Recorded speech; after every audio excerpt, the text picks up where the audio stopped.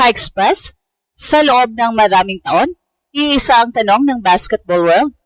Ano na ang susunod na hakbang ni Kai Sotto para tuluyang maabot ang NBA? Ngayon, lumilinaw ang direksyon, lumalakas ang mga ulat, na seryoso niyang ikinonsider ang pagpasok sa isang USNCAA Division I program matapos piliing laktawan ng NBA Summer League ngayong taon. Ang balitang ito ay agad naging usap-usapan dahil kakaunti lamang ang mga international professionals na pumipiling bumabalik sa college upang muling buuin ang kanilang NBA resume. Hindi ito simpleng pagbabalik sa eskwela, isa itong strategic reset. Mas mature na ngayon si Kai kumpara nung una siyang umalis sa Pilipinas. Dumaan siya sa G-League Ignite, NBL Australia, Japan B-League, NBA Summer League, FIBA World Cup at iba't ibang international competitions. Kung sakaling maglaro siya sa NCAA, hindi na siya magiging ordinaryong freshman. Dadalhin niya ang kananasan ng international veteran na nakaharap na ang mga world-class professionals. At dahil dito, marami ang naniniwalang maging nightmare matchup si Kai sa college basketball. Ang kanyang 7'3 frame, improved mobility, matapos ang ACL recovery, playmaking ability, outside shooting at rim protection, ay mga katangiang bihirang makita sa collegiate level. Gayunpaman, wala pang official na announcement kung aling paaralan ang kanyang sasalihan, kaya nananatiling usap-usapan ang mga pangalan ng mga posibleng schools. Ngayon, habang nag-aantay ang buong basketball community sa kanyang desisyon, isang bagay ang malinaw. Kung totoo ngang babalik si Kai sa USNCAA, maaring ito ang pinaka-importanting hakbang ng kanyang basketball career at ang pinakamantining pagkakataon upang muling buksan ang pintuan patungo sa NBA. May mga desisyong hindi agad naintindihan ng public, pero sa paglipas ng panahon, doon natin makikita na yun pala ang pinakamatalinong hakbang. So ganito ngayon ang sitwasyon ni Kai. Halos lahat ay nag-aantay na makita siyang muli sa NBA Summer League. Biglang lumabas ang balitang mas pinipili niyang tahakin ang ibang ruta, ang USNCAA. At agad itong naging malaking usapan sa basketball community. Marami ang nagtatanong kung bakit babalik sa college ang isang manlalarong naglaro na sa G-League Ignite, NBL Australia, Japan B-League, at iba't ibang international tournaments. Pero habang mas dumarami ang lumalabas na impormasyon, mas lumilinaw na isa itong planong maaring magdala sa kanya sa pinakamalaking pangarap, ang NBA. At ayon sa mga ulat, meron namang interest mula sa ilang NBA Summer League teams, pero pinili ni Kai na huwag sumali ngayong taon. Sa halip, nakatuon umano siya sa paghahanda para sa posibleng NCAA season. Maging si Gilas Pilipinas head coach Tim Cone ay nagsabing naniniwala siyang naghahanda si Kai para sa college basketball. Dahilan kung bakit hindi ito agad makakasama sa national team sa New Zealand kung kinakailangan. Ipinapakita na lang nito na seryoso ang kampo ni Kai sa direksyong kanilang tinatahak. Kung mangyayari ito, kakaiba ang magiging sitwasyon ni Kai kumpara sa halos lahat ng magiging kalaban niya sa NCAA. Hindi na siya isang teenager na nangangapa sa high-level basketball.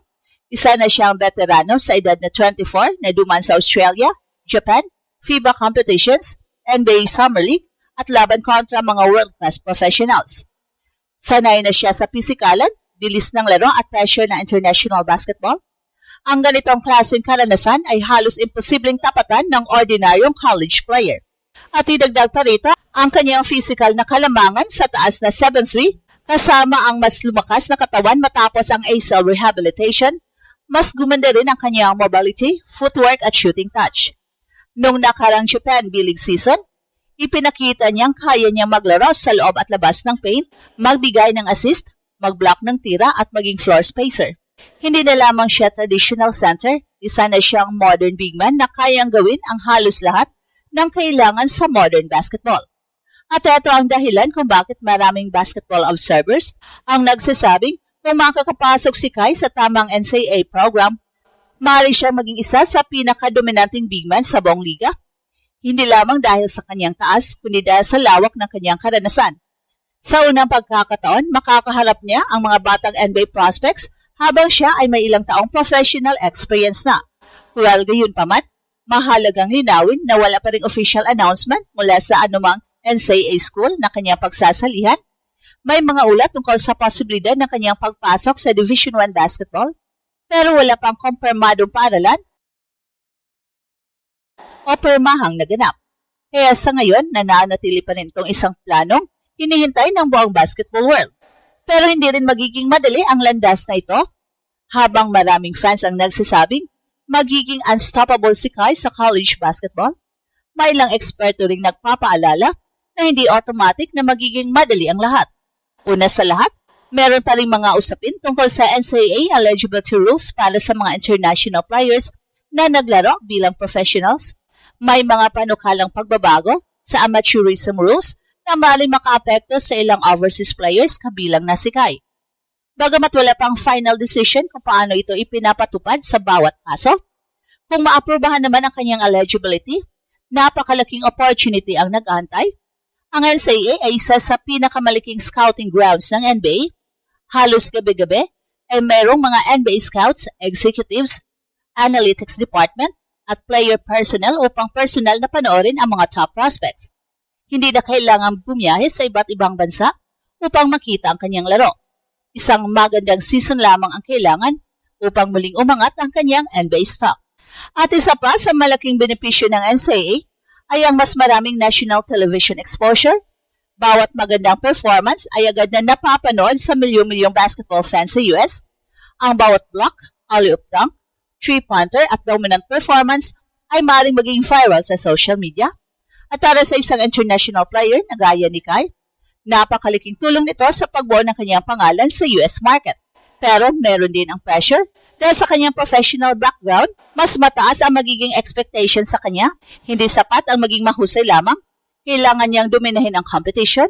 Marami ang naniniwalang dapat niyang kontrolin ang laro laban sa mga batang NCAA players. Kung magagawa niya yun ng tuloy-tuloy, malaking possibility na muling mapunta siya sa radar ng mga NBA teams. At isa pang magandang senyales ay ang suporta ng Samaang Basketball ng Pilipinas. Wala pa nung unang lumabas ang balita tungkol sa NCAA option. Malinaw na sinabi ng mga official ng SBP na ang pangunahing layunin ni Kai ay makarating sa NBA at handa silang suportahan ang anumang legal at tamang landas na pipiliin upang maabot ang pangarap na yon. Well, sa huli, hindi ito simpleng pagbabalik sa eskwela. Isa itong calculated gamble, isang desisyong maaaring magbukas muli ng pintuan patungo sa NBA matapos ang ilang taong paglalakbay sa iba't ibang professional leagues sa mundo. Kung magiging matagumpay ang planong ito, maaaring hindi lamang NCAA ang magulat, posibleng pati ang buong NBA ay muling mapapatingin kay Kai. At kung mangyari yon, ang desisyong ito ang maging turning point ng kanyang buong basketball career. At ito ang Express Info kung saan bawat kwento ginulat ang mundo. Don't forget to like and subscribe.